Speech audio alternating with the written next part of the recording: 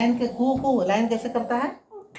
हाँ फिर से करो कू लाइन कैसे करता है? गोट कैसे करता है बेटा? कैसे बोलता है? अच्छे से बोलो। अच्छा कू काव अच्छा कू काव कैसे करता है? अच्छे से बोलो। नहीं ऐसे नहीं माँ कैसे करता है? डॉगी कैसे बोलता है बेटा?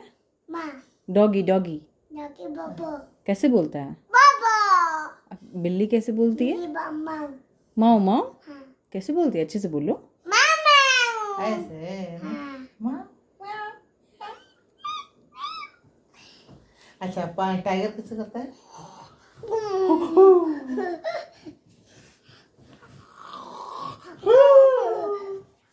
अरे छोड़ दो बेटा। को डक कहाँ रहता है बेटा?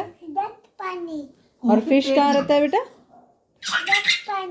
हाँ डक पानी। पेट में रहता है। और फिश कहाँ रहता है बेटू? पानी में। कहाँ पे रहता है तो? पानी। पानी में। और डॉगी कहाँ रहता है? पियो डॉगी कहाँ रहता है? डॉगी कहाँ रहता है लाडो?